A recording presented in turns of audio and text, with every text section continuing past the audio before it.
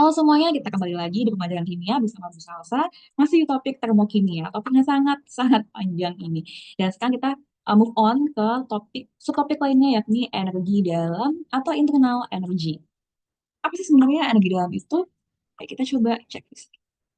Oke, kalau kamu pengen tahu apa itu energi dalam, ya, ada baiknya kamu harus tahu dulu juga apa itu kerja atau work kalau dalam bahasa Inggrisnya. Kamu mungkin sudah pernah belajar mengenai kerja atau usaha di fisika ya, mungkin sejak SMP, tapi mungkin ada juga sejak SD udah mengenal istilah usaha atau work ya. Nah, sebenarnya apa sih kerja itu? Coba, apa itu kerja? Oke. Nah, kalau energi, itu kan kita udah bahas kemarin kalau energi itu adalah kemampuan untuk melakukan usaha. Nah, terus usaha itu apa? Gitu. Kalau perubahan itu sendiri kan bisa berupa kalor. Nah, kalau usaha itu apa? Usaha yang dimaksud itu kan sebenarnya merupakan kerja yang disimbolkan dengan W kapital gitu. Nah, ternyata kerja atau usaha itu juga bukan bentuk energi. Sama halnya dengan kalor, dia ini hanyalah suatu proses perpindahan energi. Tapi bedanya apa dong dengan kalor? Apa bedanya kerja dengan kalor? Saya kasih beberapa detik untuk kamu renungkan dulu. Apa bedanya kerja dengan kalor?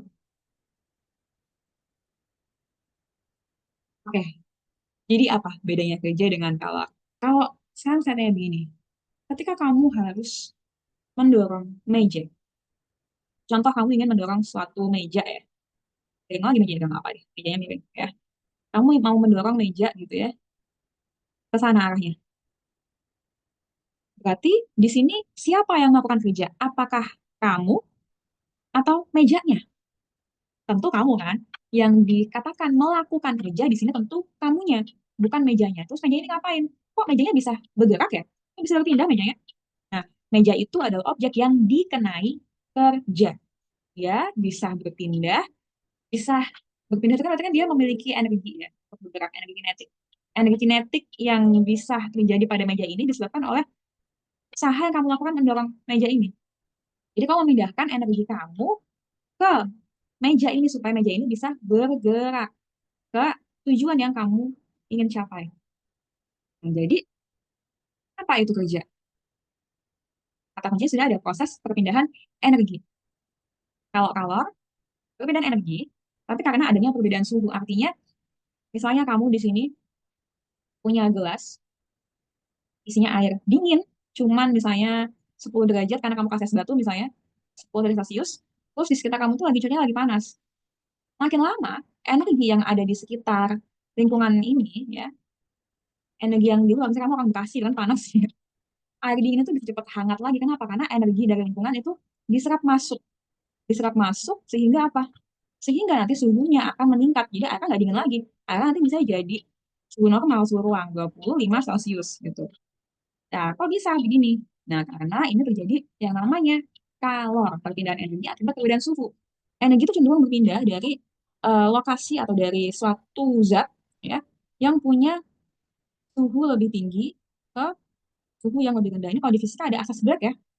Ini kalau kamu nyampurin dua larutan gitu, dua cairan atau dua larutan gitu ya, biasanya yang suhunya lebih rendah itu nanti akan meningkat nanti, akan meningkat gitu. Dia akan meningkat, meningkat suhunya. Sama kalau misalnya kamu punya semangkuk seblak tadi ya, gitu. Kamu punya semangkuk seblak panas nih, ya kan? Panas tuh. Tapi kamu makannya di ruangan yang ber-AC. Ya jelas, energi yang ada di mangkok ini, mangkok seblak ini penuh dengan energi. Saking panasnya ya, kamu belum bisa makan ya. Saking panasnya ini energi ini akan berpencar keluar sehingga menghangatkan seisi ruangan. Jadi kamu yang duduk di dekat mangkok seblak ini akan terasa ikut hangat gitu tangannya. Meskipun kamu berada di ruangan AC yang suhunya 16 derajat gitu. Nah, berarti kan kalau kalor itu berarti dia berpindah. Karena apa? Energinya berpindah dari yang suhunya dia tinggi ke yang suhunya dia rendah, gitu kan? Nah, bagaimana dengan kerja? Apakah ketika kamu harus mendorong meja ini, kamu perlu dipanasin dulu dengan api unggun? Tidak dong, ya kan? Kamu kan dorong meja aja. Apakah meja ini perlu dibakar dulu supaya bisa pindah? Tidak juga kan? Jadi, untuk melakukan kerja, perlu nggak kamu ada perbedaan suhu dulu? Tidak perlu perbedaan suhu untuk sesuatu zat atau suatu objek dapat melakukan kerja. Jadi bedanya dengan kalor adalah kalau kalor itu perpindahan energi akibat adanya perbedaan suhu. Sedangkan kalau kerja itu tidak perlu perbedaan suhu. Kerja itu kalau di termodinamika itu biasanya dihubungkan dengan perubahan volume gitu ya. Contohnya kerja ekspansi gas tuh biasanya rumusnya W kapital sama dengan P kali delta V. Berarti kan kerja ini hubungan dengan tekanan. P itu kan tekanan ya, P besar ya. Dengan volume. Berarti ada tekanan, ada volume. Artinya kalau volumenya itu ditingkatkan, maka kerjanya juga akan meningkat. Selain itu juga kalau tekanannya ditingkatkan, kerja juga akan meningkat. Nah, penyebabnya beda nih. Kalau penyebabnya karena perbedaan suhu. Kalau kerja itu penyebabnya karena perubahan tekanan dan volume. Jadi, contohnya, saya share lagi. Misalnya, ada suatu, eh, kamu masak air lagi deh, yang gampang, air ya. Kamu tutup aja pakai panci tuh airnya. Terus kamu panasin, ya. Otomatis di sini molekul airnya mengalami pergerakan yang lebih cepat karena energi kinetiknya meningkat.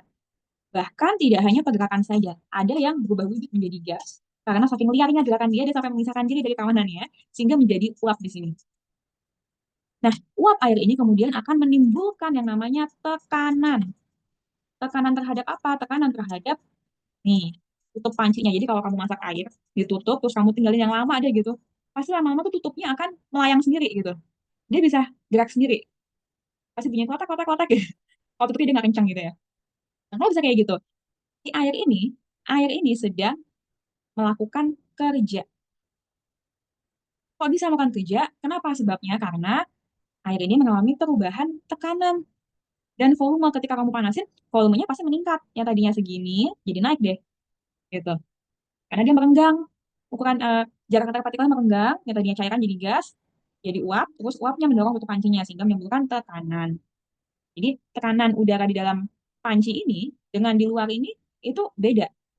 Di luar mungkin 1 atm ya, itu di dalam ini bisa beda, bisa mungkin 2 atm mungkin misalnya lebih tinggi tekanannya sehingga bisa kuat mendorong panci itu. Nah, berarti beda ya. Kalau kalor itu perubahannya disebabkan karena perbedaan suhu, tapi kalau kerja disebabkan karena perubahan tekanan dan volume. Jadi itu bedanya kalor dengan kerja. Oke, kita lanjut lagi. Kalau kita akumulasikan kerja dengan kalor dalam satu sistem, maka kita akan dapetin yang namanya energi dalam atau internal energy. Energi dalam itu apa sih? Simbolnya itu U kapital. Jadi energi dalam itu total energi yang tersimpan dalam suatu sistem.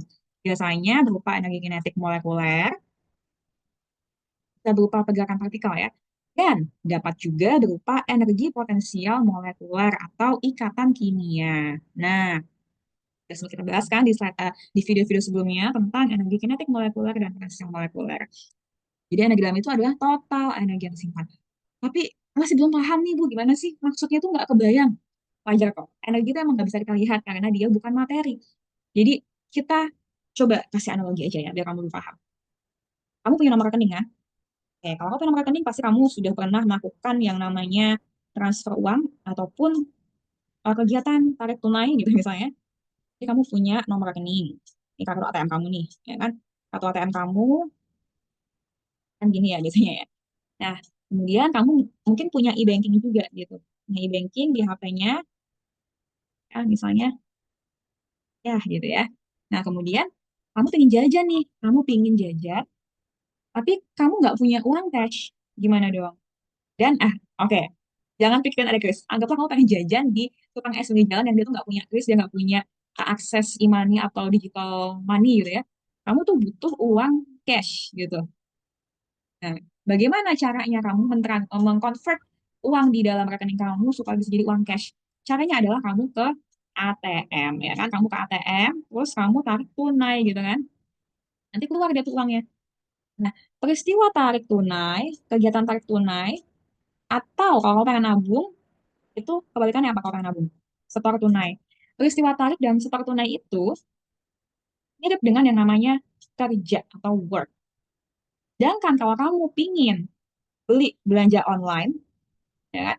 Kamu nggak perlu tarik tunai, kamu hanya perlu mentransfer saja. Atau misalnya ibumu mau ngasih kamu uang jajan, tentu ibu kamu pasti punya lebih banyak uang dibanding kamu gitu misalnya, umumnya.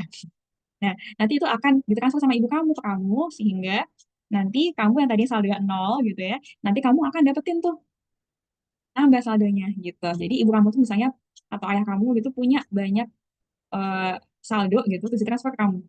Tapi kalau kamu pengen kalau pengen transfer itu kan harus dari yang memang ada isinya kan. Nggak mungkin dong kamu nggak punya apa-apa transfer itu nggak mungkin. Jadi harus dari yang lebih banyak isinya atau yang lebih sedikit isinya. Nah ini mirip dengan peristiwa yang dinamakan kalor. Jadi perpindahannya dari yang lebih em, tinggi suhunya ke yang lebih rendah suhunya. Yang lebih banyak uangnya ke yang lebih sedikit uangnya, transfer. Tapi kalau kerja itu kamu nggak perlu apa namanya, tidak ini tidak menjadi syarat gitu. Nggak harus dipanasin dulu kalau misalnya mau melakukan kerja gitu kan. Nah, kalau kamu pengen store tunai, tarik tunai, kamu tinggal tarik dan store aja gitu. Nah, terus uang ini apa? Uang itu kamu ibaratkan seperti energi. Nah, jadi anggaplah uang itu kayak energi. Terus, nomor rekening kamu ini ibarat kata seperti energi dalam. Jadi, ya, energi dalam itu seperti em, total saldo dalam energi dalam nomor rekening kamu gitu. Sedangkan uang itu seperti energinya. Dan peristiwa atau kegiatan tarik dan setor tunai ini itu adalah kerja atau W kapital, dan proses transfer uang itu seperti halnya dengan kalor yang mana perpindahannya harus disyaratkan dia harus dari yang suhunya lebih tinggi ke yang lebih rendah. Jadi harus diingat ya bahwa kerja dan kalor itu bukan bentuk energi tapi hanya merupakan suatu proses. Dan energi dalam itu baru yang namanya bentuk energi yang merupakan isi dari sistem yang kita amatin itu. Proses keluar itu nilainya adalah negatif. Kalau prosesnya ke dalam berarti dia positif. Ya.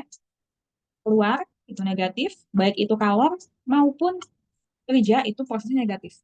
Tapi kalau dia masuk ke dalam itu pasti positif. Nih, kamu lihat sini ya. Masuk itu positif, keluar itu negatif. Kenapa negatif? Karena kan berkurang. Energinya berkurang. Kalau kamu melakukan kerja, kamu ngedorong meja gitu sampai 50 kali. Yang tadinya kamu masih kuat, lama-lama jadi capek, terus lemes. Kenapa? Karena energi kamu ketransfer ke meja.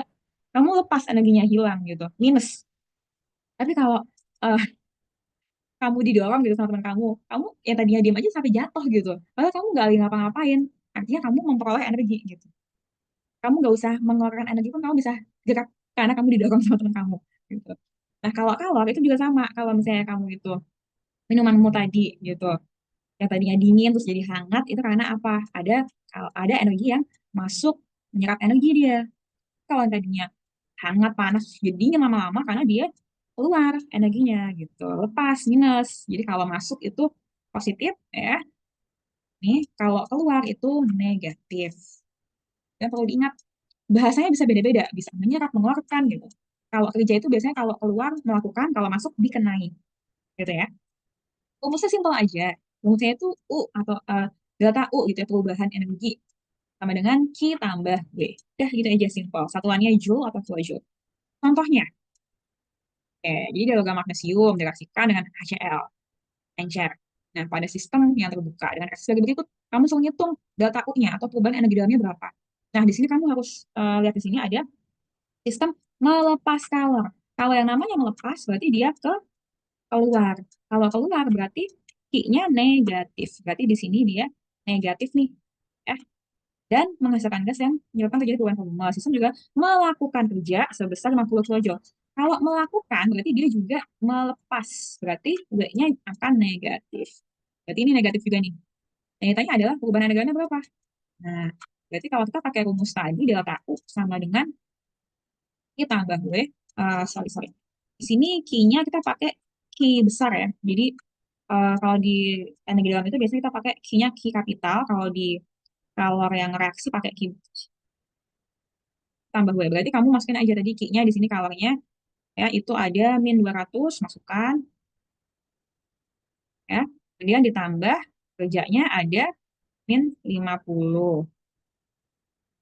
Nah, kalau sudah kita jumlahkan jadinya min 250 kilojoule. Berarti delta U-nya adalah minus 250 kilojoule. Simpel. Yang penting kamu bisa memahami maksud perkataan dari soal tersebut saja sudah cukup. gitu. Oke, ini ada contoh soal, ada latihan soal. Oke, sampai di sini dulu untuk topik energi dalam. Di topik termokimia ini, kita akan lanjut di topik selanjutnya yang membahas mengenai reaksi reaksi dalam termokimia. Sampai ketemu lagi di video selanjutnya.